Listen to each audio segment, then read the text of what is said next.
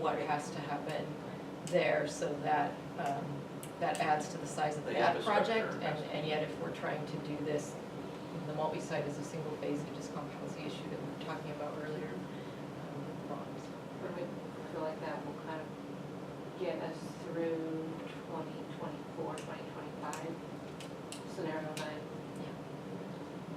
At least we think. Hope is not Yeah.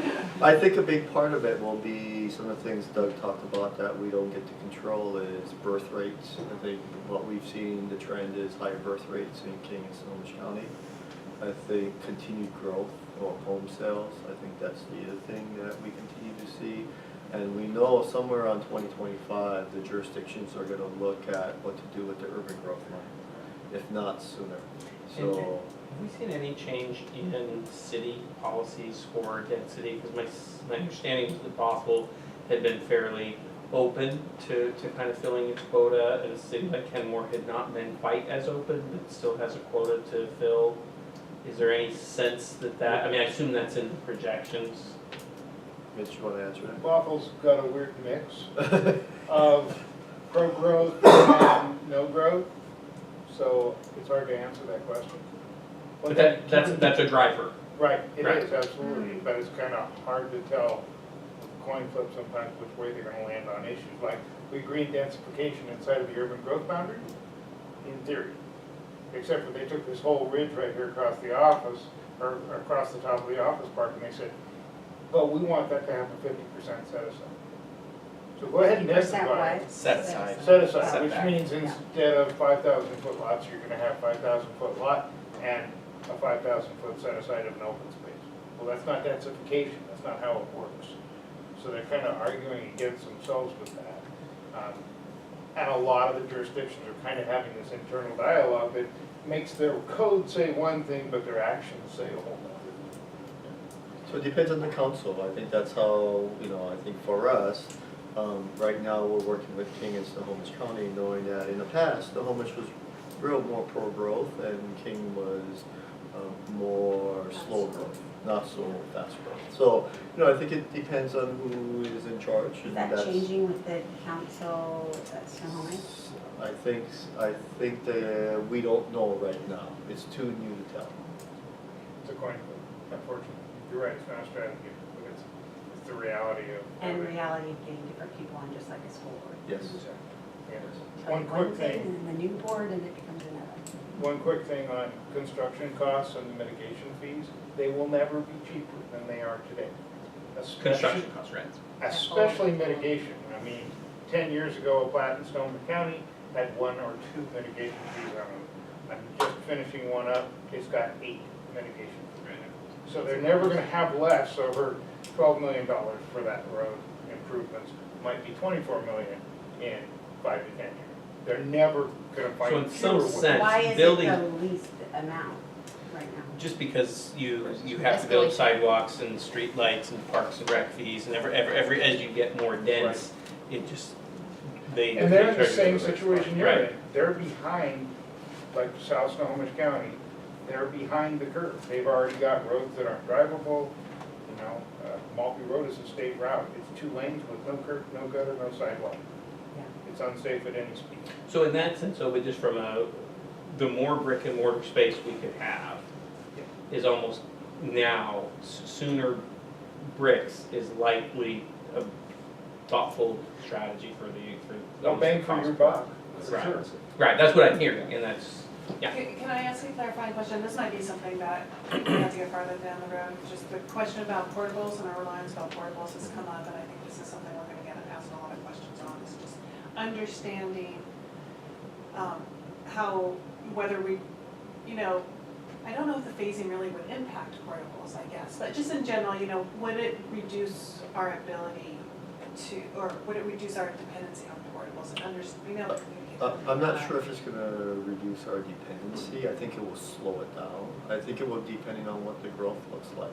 So we've been averaging somewhere between 300 and 450 new students into our district, and majority of them are going into these 10 schools or 9 schools in the north end. So I think one of the things that we continue to look at is we continue to look at new growth coming in and how can we do that.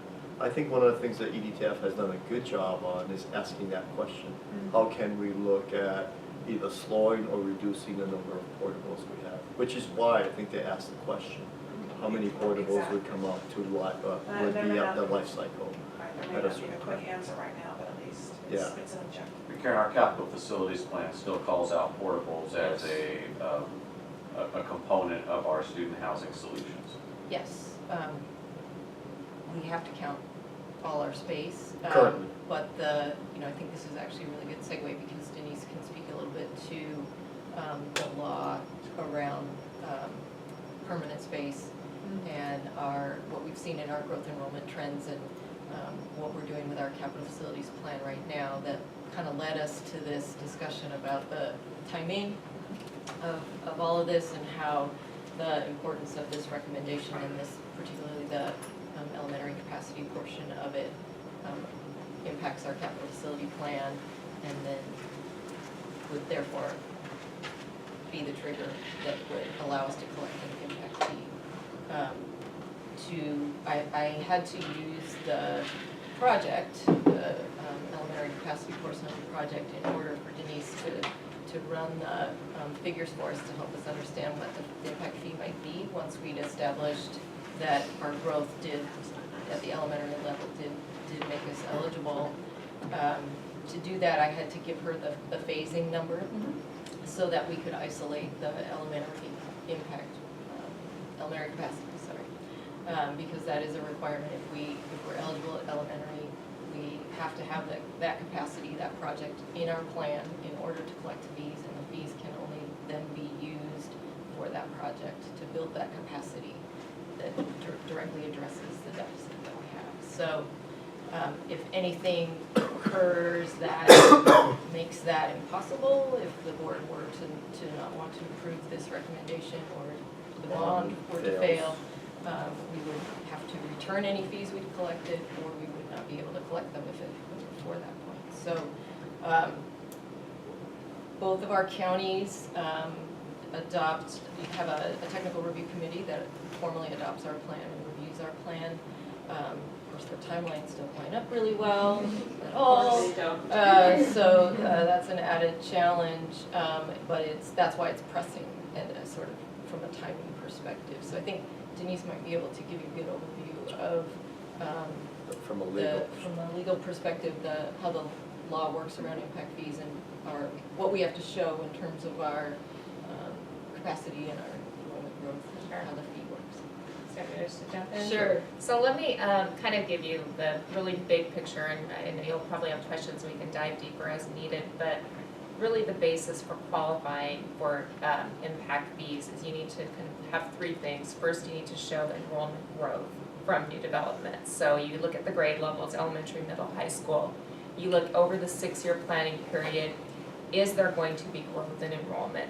Once you've established that, then you look at your capacity, your available capacity, and we tend to look at permanent capacity, but also looking at what you have in portables to address deficiencies, meaning your current unhoused student population.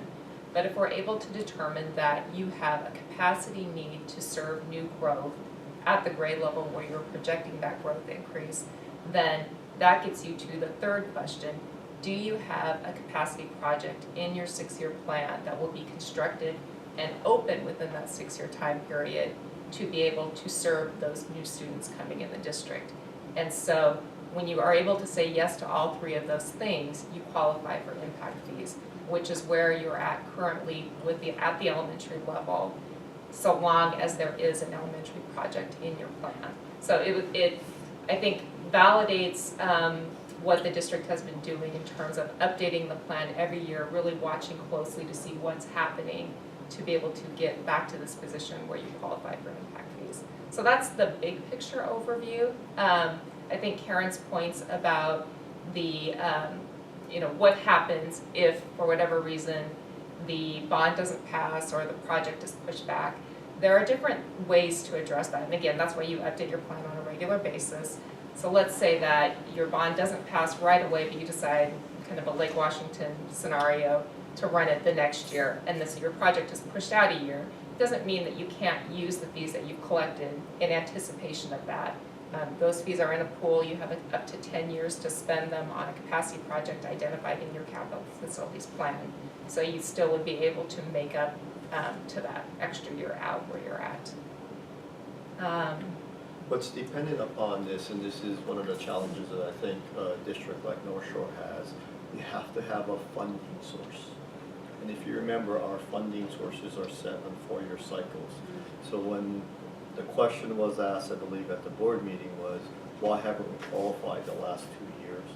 A, we didn't have a funding source that was attached to an elementary school. B, we didn't have a project in our 6-year capital facility plan as some of the litany tests that we have there. This is an opportunity to tie your sort of recommendation, capital facility plan, bond recommendation, and hopefully approval all in line to then meet the next phase of eligibility for your impact fees. So we didn't do that for North Creek because We weren't eligible. We weren't eligible for North We Creek. didn't have a capacity deficit at high school. So we didn't meet the 3 questions Denise just went over, we didn't meet the first one. Let's say look at it by. They look at it by grade.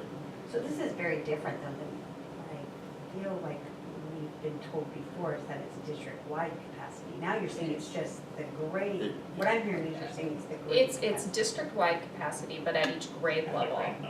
So it's 2 So- stages, district-wide at a grade. Right, It's always district-wide. Yep. And then the At a grade. division is per grade level. But our elementary situation has gotten so bad, like on the west end, that it's now compensating for the room at the east end. Yes. Correct. Well, and remember too, we're getting more and more schools where we cannot place any Because of more full-day portables. kindergarten. Yes. So You've we maxed are, out. Okay.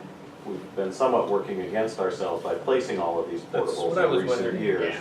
But now that we're capping out there, projected enrollment growth is creating greater Whereas deficits heading into the there's future. space at Avamore and Woodinville High for more high school students. Yeah, they're And not- they're not next up. And Denise, can you talk about these 3 things that the districts have? Is that a state law requirement? Is that a jurisdictional requirement? So the 3 kind of, the master components, I guess, of the 3 steps of showing you have enrollment growth, showing that you have a capacity need, and then also showing that you have a planned capacity project, that's directly from state law.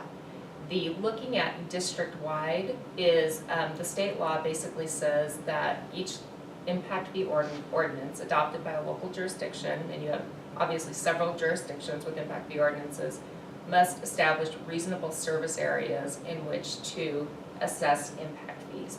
And so that's the state law narrative. Then each jurisdiction adopts what they call a reasonable service area for a school district. And the way it has been done in the state of Washington since the implementation of the Growth Management Act is that school districts are always looked at as a system across the entire district, which differs frankly from how you look at traffic impact fees.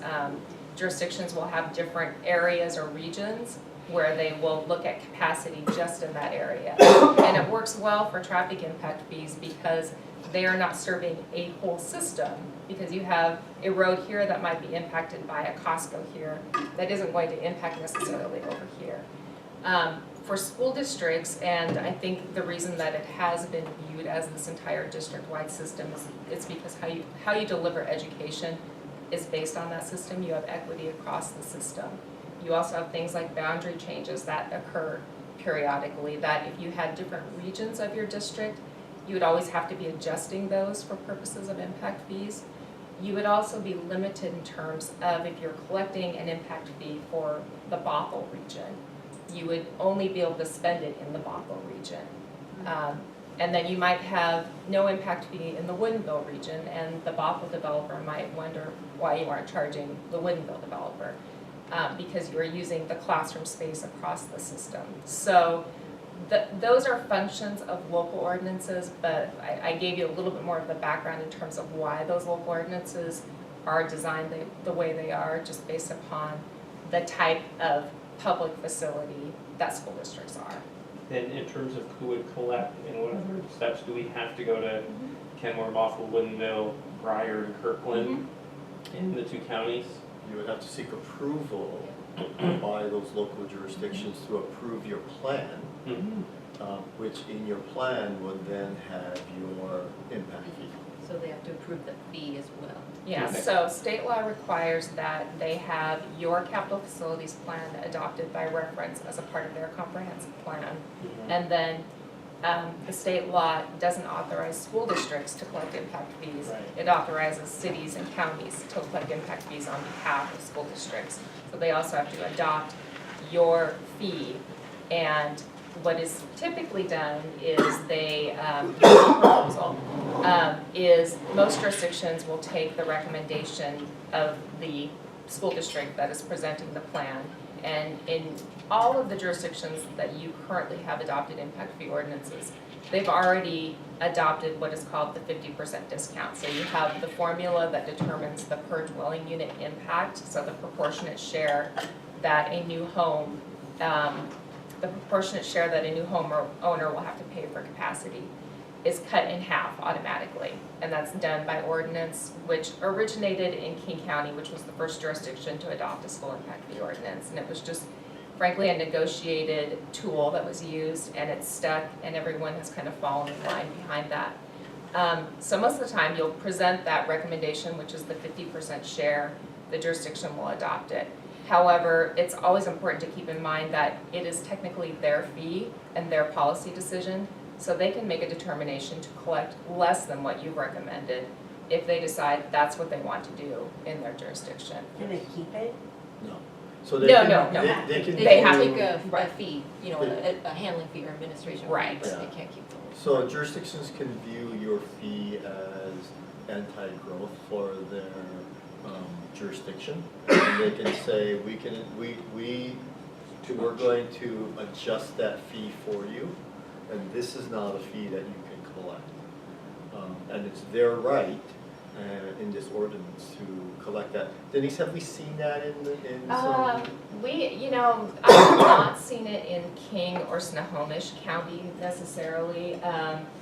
There have been jurisdictions, kind of North Skagit, and that have made that decision that a district will bring a fee to them, and they'll just decide, you know what, we really want to encourage more growth, so we think that this might be a deterrent, so we're only going to adopt a fee of this amount.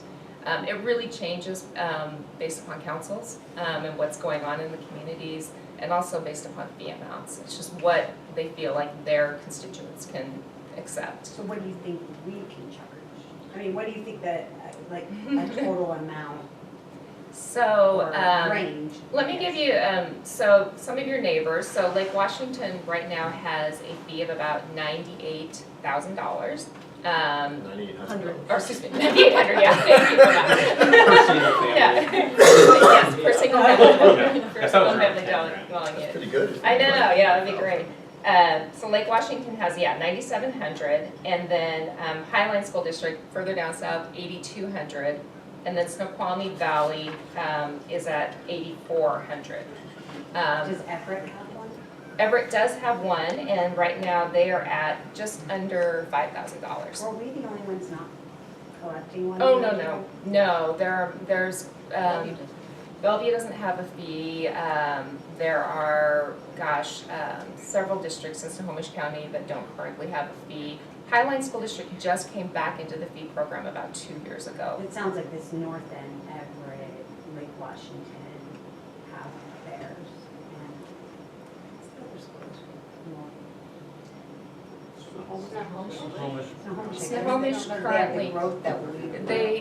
They just in the last 2 years have not had a fee. They're still doing a capital facilities plan, but they are at 0 fee right now. But they had one. So I think They it was had like one about before, 2/3, yeah. when I did the analysis, it was around Yeah. 2/3 that do.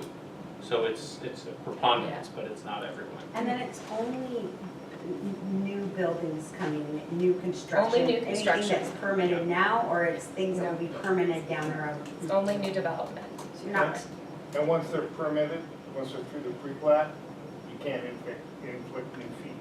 That's actually not true. It depends on the ordinance and how it's written. If they have, typically building, the fees are assessed at building permit. Sometimes for the larger plats, they are assessed at final plat approval. So For the smaller developments though, if something's already in the process, as long as there's a fee in place prior to building permit, it will be assessed. So there are a couple of ordinances that do say that. And then so I know that we have reached out and we've had a joint meeting with Ken Moore and with Bothell, and they were both interested in, the Bothell Council was actually, it seemed like they were very much wanting us to charge the impact fee to help with the, but that'll be the relationship that the district will have to go through to, and is it the 7 jurisdictions that we would have to go to? Yes, you'd have to go to each jurisdiction. And it is 7? I We have a sliver We of have Briar, a sliver of Briar and a sliver of Kirkland. the 3 big Okay. cities Three and cities and the 2 unincorporated. counties. 2 counties. Right. And of all of those, only Briar has never had a school impact fee ordinance. The other jurisdictions either have them active in place now, for example, King and Snohomish County, that have a multitude of Right, school and I've seen it in the city code Yeah. for Yeah. kind of the 3 big ones. Right. I didn't look at Kirkland. Mhm. Okay. And Kirkland does have a Okay. collect fees. If you're collecting in a certain region because of growth and impacting that region, you have to go to all the other jurisdictions in the county just to inform, or in the district, to inform them that you're gonna apply to collect in that region. I think ideally what you would like is for all of your jurisdictions to be collecting fees from new development, because you can use those fees for your capacity project, because it's providing service throughout the system. And so So one you of those collect it throughout. jurisdictions may decide they just don't want to for whatever reason, and that's okay, it doesn't prohibit you from going to the other jurisdictions and using fees. But ideally, you're trying to capture the cumulative impacts of growth, and so even if one jurisdiction has less growth projections than others, there's still something happening there that you'd like to capture that impact fee And from, all that captured money can be used for for the that capacity project. project. Yeah. Which is the benefit again of having that system-wide look, because you're able to pool all of the growth that's happening. Because by creating capacity can? here, Everywhere in the district, we can take, Right. That's why so it's it's not right. just on the north end. That's why Right, it's right, a right, system. Right, if The a family moves challenge- into a new development in There's a challenge Woodville, to that. where there's not a huge amount of growth, there's still, we still have to provide them a seat. And then as you do boundary reconfigurations, that seat in one of our schools is a seat in one of our schools. And so when we need to build new seats in our schools, no matter where we build that seat, new development requires us to be able to have that other seat. So even though the new school might not be in Woodville, that, there's the cost in some sense, growth pays for growth. Every new growth requires us essentially to have more schools. Yeah, which is the That's reason the why district-wide from region, a yeah. capital facility plan, it's really important how we write our capital facility plan as a district-wide Right. system. And that even though we're making the pitch to each one of the jurisdictions, our goal is that they adopt our entire plan. And that allows us the most flexibility to capture all of the fees possible. Now, in the end, as we've talked about, the district is asking for permission to A, collect the fee, and then B, to collect the fee that we're proposing. At the end of the day, it's really the jurisdictions who has the authority to approve that fee amount. And just from a real quick bookkeeping issue, I assume that fee is just gonna be collected by the county treasurer, which is just like any other property tax. So there's no bookkeeping systems that would have to be put in place. They already collect, they're just adding it it's just on. It's another part of the permit fee. building permit. Yeah. Permit fee, but Yeah. it Same shouldn't process, require same process. collection. Oh, so it's not, so this wouldn't be the county assessors, this would be through the cities. The But they have an accounting and bookkeeping process, and they're used Right. to collecting money and handing I'm the checks sorry, out. what do you- Right, yes, okay, This is thank you. That was probably a appropriate. silly question, I apologize, but when we say 7 jurisdictions, we mean all the cities and the counties. Is there something I'm missing? Nope. So we have 5 Five cities cities. and 2 Five cities. counties, and Kirkland Breyer are the other, Tiny Kirkland Breyer are the 2 three of the bigs, 5. and 2 counties. and Kenmore and Baltimore. Okay. So I just punched the numbers on that, just to make sure we understand scale. If we're doing about 500 building permits in the district a year, and you say you went to the top end of $1,000 per, or $10,000 per unit, you're 2.5 million. But you wanna know what? This sells to our community. And when we're talking about a bond, when we say we are collecting impact fees, no matter what the amount, I mean, you guys do this all the time, but I also hear on the ground, and I think it doesn't matter the amount, they wanna know that we're collecting what we can, you know what I hear? And that might help us with the bond, Also is the saying, fairness we're of- collecting our impact fees, we qualified this year, don't you think? I do. I think the important thing is we're following the law and what we are eligible for. So, which is why as a district, we contract with Denise, like many, many other smart districts out there. And we actually drag her along to help us with the presentation. Yes. So, Well, I think it's good because there's a lot of confusion on impact fees, and I've It's appreciated you complicated. being It's here. complicated. And not that I didn't appreciate you guys, I do, but I think this is what you're doing every day, and it's probably worth the $300.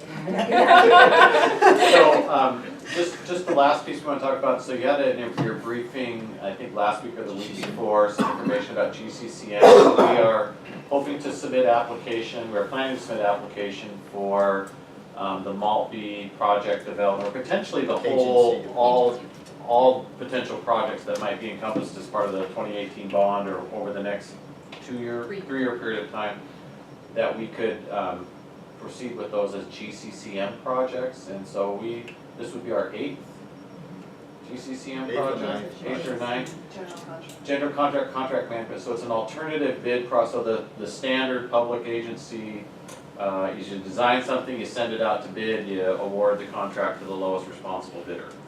GCCM is an alternative to that, where you actually can award your general contract on the, general contractor on the front end in the design process, get the major subcontractors on board early so that they're part of the design of the school, so that it's a more collaborative process.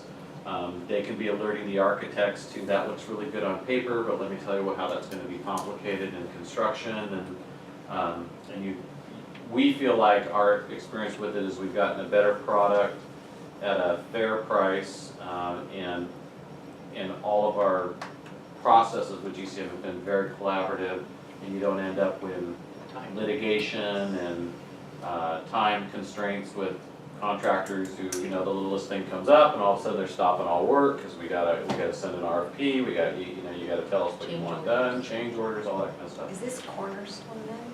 We've done several with Cornerstone, so Bothell High School was a GCCM with Cornerstone, as was Woodville, as is North Creek. We have to do a selection process for the GCCM itself. So the point we're at right now is getting the school district approved by the state to use the method. Then we have to go through the process of selecting the GCCM for the project. For the actual- And how do they get selected every time? Just out of That's through a competitive It's process. through competitive, RFP, criteria, price, there's a number of.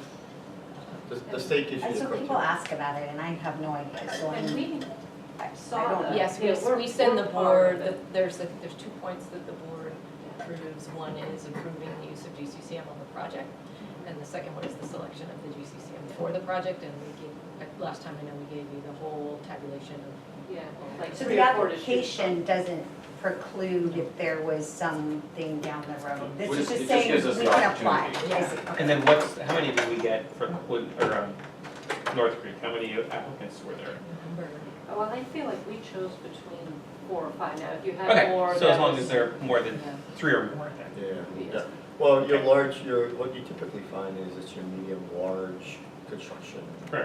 Absher. Yeah, I have buddy who built schools, so. Well, right now, remember, in our region, especially with like Washington and these other school Everett. districts that just had successful bonds passed, there's a lot of school construction on the horizon, so generals and subs, it's gonna be tech. Well, the flip side. So we don't know how many, 2010 it was. yes. No. We don't know if any of them are gonna still be in business Yeah. next year. So you're poisoning. Yeah. So we just wanted to make sure that that you were clear on that, and again, we think it's a process we've gotten really good value and very good results out of, and we'd like to continue it for certainly in large scale projects like these are anticipated I'm to do. sorry, can you explain what's the difference between this and the other way of doing it one more So, time? so the other way of doing it is you would design your facility, and then you would send it out to bid. Sorry. No, that doesn't And, okay. and so you'd have a design facility, you send it out to bid, contractors bid on it, and then you award the contract, you're required to award the contract to the lowest responsible bidder. Okay. With this process, you are actually selecting your general contractor during the design phase. So they are become a partner with you in the design phase, and they bring on major subcontractors in the design. So the electrical contractor, the mechanical contractor in the design phase as well. So you're all sitting at the table together. So you don't have architects off doing one thing that then builders say, you know, Okay. that's not a really good Yeah. idea, or if you did this, it would make so much more sense. Can I design a house? And the once? GCCM Didn't know it would work. The GCCM process Okay, yeah. requires that at a certain point in that design phase, there's budgeting and everything going on during that. At a certain point, the final total contract amount is identified. We bring that to the board approves, gets to review and approve it. But the general is then on they have a financial stake then in the Right, they have project skin in the because game. they've participated since day one in all those design discussions and all those, the project from day one up to that point. So they have an incentive to deliver what they've. There's typically no surprises. Yeah. Right, and so, and then this is the EDTF recommendation is to use GCCM. No. This is That's our Okay. project. Okay. Working in the industry, absolutely. Okay, yeah, if you, I was gonna ask that next, Yeah, okay. if you think about plumbing and I like building, having you here. Yeah, it's if you very, think about plumbing and the building the size of North Creek High School, do you want that built by the low bidder? Who left something on the table because he missed the fact that he wanted to connect to the sewer or something like that, and that's what we see over and over and over again in construction projects. Low bidders get the job because they're 10 to 20% under, which means they missed a bunch of stuff. it didn't do something. And I think what's so case, the other issue you can run into is architects get very creative over developing a school, and then later then you show it to the contractor, like, yeah, that's not gonna happen. So there's a natural So it's tension nice. between design and operate. Right, and we're trying to align the design and operate much more closely, especially since we have to own it for the next 30 years. So Okay. one point I just want to reiterate, so you're not surprised when you see the draft capital facility plan. As I mentioned, I went ahead and wrote it with the elementary portion of the project in there, using the base cost, because that's what Denise needed to know to calculate the fee. So that's what we have right now. If, we'll wait the 2 weeks and That's see what the phased. outcome is, but, yeah, yes. So But that doesn't mean we're committed to the That's phase. just a placeholder. No, Okay. it just I'm is the way to confused. establish When the you say fee. phase, you mean, Elementary capacity I'll be first, and Phase then, one. and then the middle school later. phase Second. two. and what is that doing to the Skyview?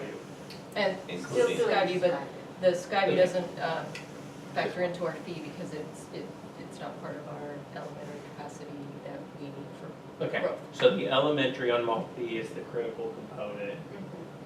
Right, Why so I is think it Because the flexible space?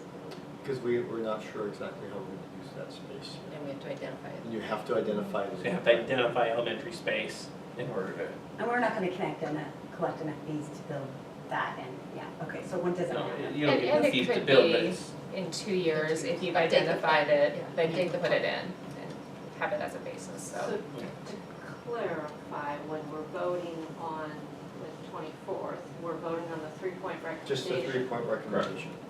We will also see a thing that you are submitting that has to do with this impact fee for elementary The updated capacity. capital facility. Right, Updated, so but I won't do they that will until look I like know they the may not outcome. match, but they, Yes. There's an intentionality. There's coordination, integration of little pieces. right, I is there any appreciate reason why you knowing wouldn't that. do that? Is there any reason why we wouldn't, yeah, that's what I'm trying to think, I just can't see it. That's Right. not well, you go through the public hearing process, but, or the, public comment process, but I can't see any reason why we Yeah, I'm wouldn't just do saying, that. if for some reason the board didn't approve the recommendation Right. from EDTF, I would have to go back and revise the capital facilities plan, pull the project out, pull the impact fee analysis That's what out, she's saying. and submit another plan. If So- we don't approve it. That's right.